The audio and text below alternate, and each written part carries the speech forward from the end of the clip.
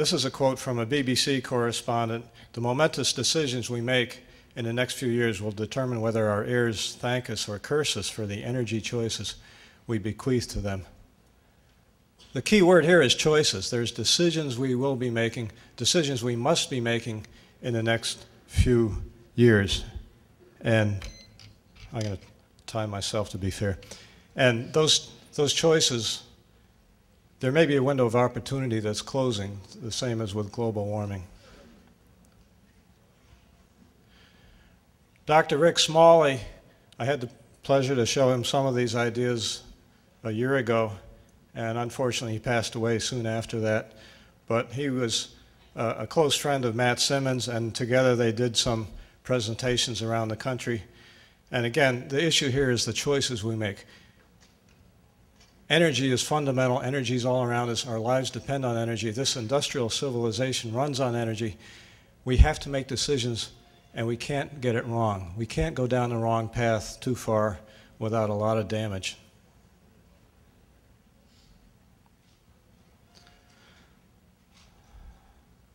Why is it so hard communicating the peak oil message? You've heard a lot of these from other presenters. The boy who cried wolf, we've heard these stories before. And Sarah and other critics of the peak oil, quote, theory will say, well, you said this before. The generic you we've heard 4 or 5 times before historically. Or reserves over production is 40 years at present rates of use. That's another famous one. So sure, we got 4 decades to think about our future choices. And even if people buy into the peak oil theory or story, well, market forces are in play, and they will ensure that alternatives will be around when the time requires them. And we just heard from Cutler saying, very likely market forces by themselves aren't going to do the job. They're not going to be enough. The other response you'll probably hear frequently is, well, they've always thought of something, and therefore they, being the scientists and engineers, is somebody else's problem, but they've always come up with something before. And so, ipso facto, they'll do it again. Peak oil is just a matter of time. The question is when. We have a lot of optimistic or contradictory projections. You've heard some of those. We've discussed Sarah and Daniel Yergin. And there's no agreements on the consequences of peak oil. A lot depends on how we respond to it, what forces are set in motion now and the decisions we make. Result is almost nothing's been done in a quantitative way since the oil crisis of '73. Contributions of renewals is still small. You saw that the chart that Charlie Hall put up there were renewables as far as the magnitude and their contribution to current energy consumption is so small it's down there in the corner, you can barely see it. And Cutler's graph, which had renewable solar and wind power as a fraction of total energy consumed, is so small the width of the plot doesn't even show up on the graph. That's where we're starting from.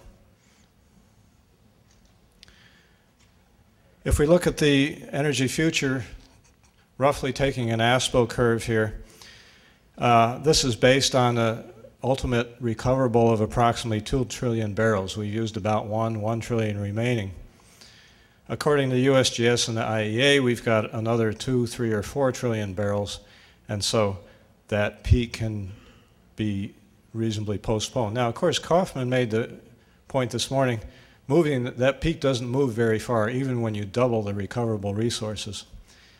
But the astonishing thing is that for something this important, there is a huge uncertainty. And of course, it's partly inherent in the fundamental nature of oil. It's down there, it's under the ground, you simply can't see it, and so there's opportunity for disagreement.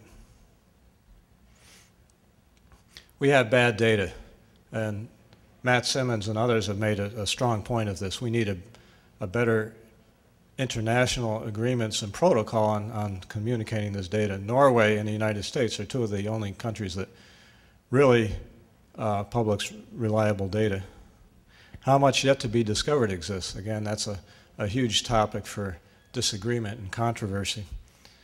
The impact of new technology. There are some people saying, well, new technology amounts to billions of additional barrels if we can improve that percentage of recovered oil by just a few percent. That's billions of barrels. And others like Jean Laherrère have suggested that recoverability is much more a factor of geology than technology. So there's a lot of reasons for complacency and confusion. There are a lot of different opinions about the consequences of peak oil. Utopian scenarios of science fiction, let's say fusion-enabled hydrogen-fueled economy, transport and agriculture, or somehow magically going back 200 years and the 6.5 billion on the planet right now will somehow be able to maintain a way of life that was hard 2 centuries ago.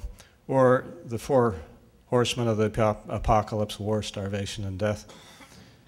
There are a lot of opinions out there, and what I'm saying is if you don't have the science behind it, if you don't apply the fundamental principles of thermodynamics and physics to the numbers we have, they're all opinions and they're equally valid. They're just opinions. So the background is, and this all you've all heard before, demand is exceeding expectations. It's exceeding, demand is exceeding supply, and so demand destruction in various regions is beginning to happen. Middle class aspirations in China and India, huge industrial development and population continuing to rise. Agriculture has to be a focus of what we think about when we're talking about energy and population. If you fly over the United States or most parts of Europe, you'll just see miles and miles and miles of farms, industrial scale farming that is utterly dependent on fossil fuels. And how we do this for 9 billion people a few decades from now is a virtual unknown. Nobody's approached the problem. If we take that ASPO curve and we zoom away from it, you'll get some perspective on the unique period in history that we live on. You back away enough and it's just a spike of fossil fuels and enormous energy consumption. And the question we have to answer is, how do we keep on going after that fossil fuel party? Where does all this come from? What we need now is better data, and Simmons and Ali Bakhtiari, Campbell have all argued for that. And now we increasingly have the IMF, the European Union also saying we need better data, we need more transparency. And I'm going to maintain that we also need a good world energy model. We need a basis for making critical energy decisions, and some kind of modeling capability. A global model is a tool for doing that. We need the model to understand the consequences of decisions made. So think of limits to growth, 1972, running future scenarios where we make decisions in the course of that model, and you play the scenario out into the future, and you see what the consequences are of making decisions. Complex systems modeling history. We had limits to growth in 1972. Rather small, simplistic study, but it got a lot of attention. Many people have asserted that limits to growth was simply wrong, but I would also say, like Simmons, they haven't read the book closely. Odom, Cleveland, and Charles Hall have published a lot of papers and books on the topic of modeling or analyzing energy decision consequences. There's much better systems, obviously, and much better software now for approaching the problem. And we can link multiple models together. Now we have, for example, Bakhtiari's model of oil production. We have a United States model of population growth. You could link models together and run world model of future energy scenarios. So you can imagine a modeling structure that ties together multiple models and runs them in parallel, runs them simultaneously to generate charts and graphs of the consequences of energy decisions we make.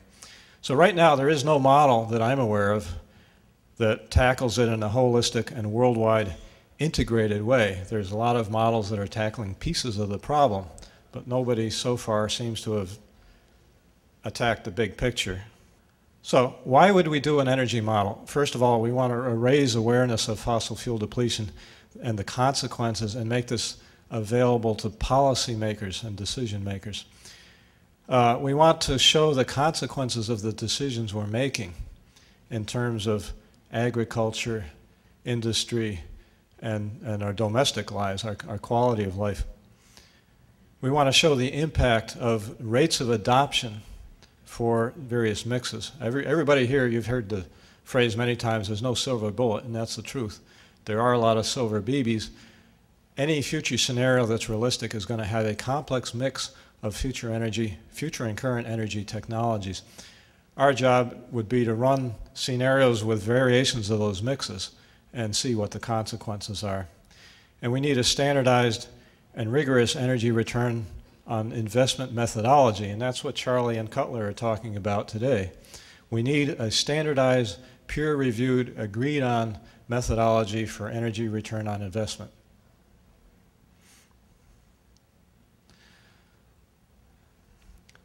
Just a few examples. Critical analysis of alternative energy sources. Some of these are alternative fossil fuels like tar sands and shale oil. Biofuels like ethanol, tar sands, and unconventional oil. Nuclear power, and also new technologies, wind power, photoelectric, or for that matter, tritium mined from the moon. All these things are subject to rigorous analysis, should be subject to rigorous, standardized energy return on investment analysis, and built in to an energy model. I'll just do a little example here. Impact of energy return on investment. This is your standard sort of Gaussian Hubbard curve, and as the energy return to get a unit of energy back, as we get to the harder and harder stuff, rises with time. And the energy return on investment falls with time. We've picked the low-hanging fruit, we got the easy stuff first. At some point you'll see a crossover there, and the conclusion has to be that beyond that point, it doesn't matter how much is still in the ground. It's not worth exploring for it and extracting it from a purely energetic point of view, because you'll never get the energy back. So some of these, let's say, statistics and data on yet to be discovered oil, for example, probably ought to be modified with this in mind. There's always going to be oil under the ground that we could extract if we had the energy to find it, but it's not worth the effort now. North America is pretty much in that situation right now. Some investments are energy losers, as you could see from the charts of Cutler and Charlie Hall. We have to make decisions, and we have to know which ones to invest in. If we go too far down a dead end and on a massive scale, we've wasted a huge amount of human capital, financial capital, and energy capital. And that's the kind of decision we cannot afford to make. For example, General Motors has invested about $2 billion in the hydrogen economy, research on the hydrogen economy. They walked away from a Department of Energy program for high mileage vehicle technology and jumped on the hydrogen bandwagon. In my opinion, that was a bad decision, but for some reason General Motors simply had no resources to run that analysis, didn't know better. This is a complex animated chart, which I think I don't need to go through right here. It simply animates the idea of net return or energy return on investment.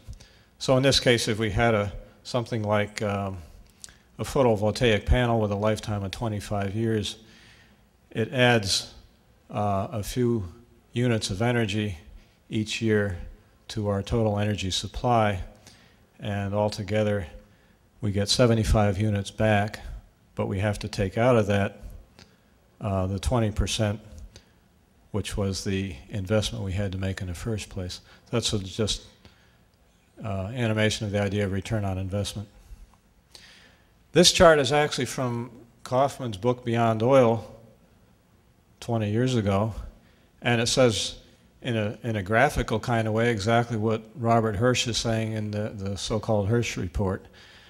The longer you wait, the closer you get to peak oil or the scarcity of energy, the longer you wait before you embark on a program, a Manhattan-style or Apollo-style program of investment in new energy technologies, the more consequential and negative the impact on your net energy production.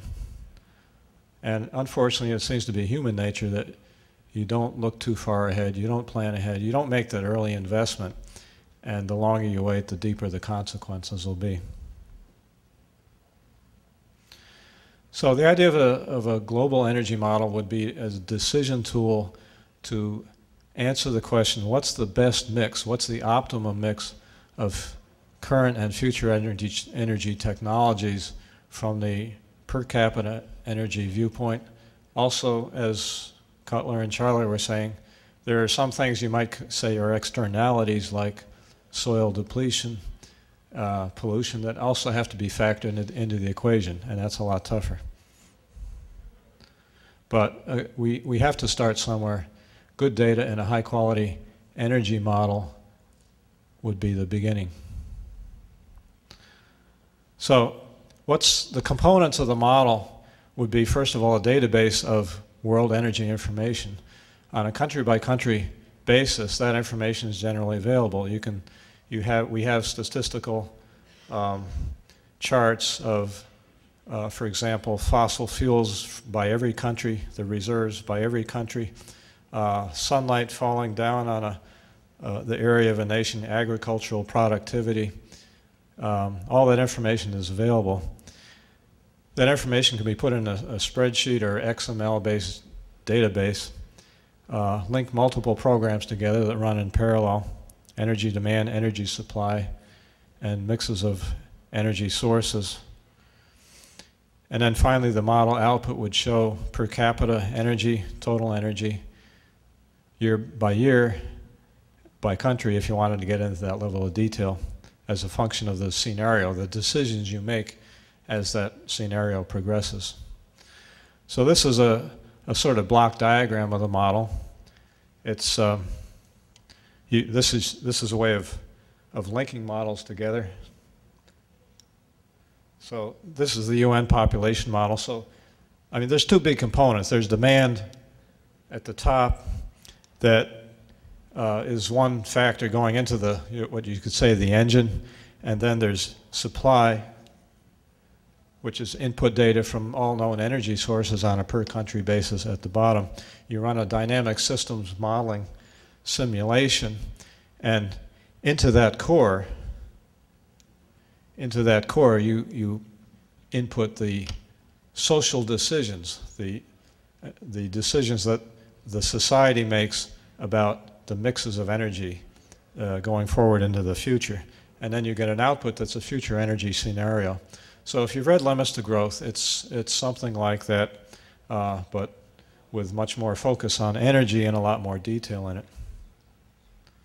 And on the input side, you can put some of your various existing models for oil and gas supply, for example. Attributes of the model. Transparency. It's got to be understandable and visible what's inside the model, where the data is coming from, and how the decisions cause the model to change the scenario output. Accessibility. This is not something that runs on a supercomputer. The computing capability and storage capacity we have on a typical laptop today is hundreds or thousands of times what the folks had when they did Limits to Growth in 1972. And accessibility means we want anybody to be able to run this model on reasonably priced software with a computer they have on their desktop or in a laptop. Standardized database format. So this would be, I think, is almost a direction that Cutler's going in now, actually, is putting energy databases on the internet in a standardized format so that you could pull them down, and the software, for example, if you need a specific statistic from a country in a given year, the software knows exactly where to go to get that because it's a standardized database. And like a good XML or spreadsheet database, it's extensible in depth. So, for example, behind that number could be a whole database, of oil fields, for example. So you view a country as kind of a cellular boundary of volume and space. Energy comes in, energy goes out. The net energy balance has to be maintained. In other words, this model simply follows the laws of physics and thermodynamics. And the fact that energy can't be created or destroyed means you simply track it, where it comes from and where it goes. So the proposal is to start the work of building a world energy model, agree on the goals and the scope and the process, organize some co-sponsoring organizations and teams that could supply material support, personnel support, or financial support. It would probably take a core team of 4 to 6 people for a couple of years to get this thing off the ground. Needs a strong visionary leader, probably not me. And then start the work of building the model and running simple scenarios. Long-term prospect, a funded team would run scenarios on model, document the results. It would result in possibly technical papers, peer-reviewed papers, a book down the road. And it could be continually improved and updated with every time there's new energy information, you could feed that into the model.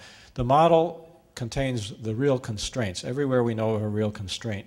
For example, the world shortage of polysilicon right now, that's a constraint. That's why we can't pave the Sahara Desert with photocells.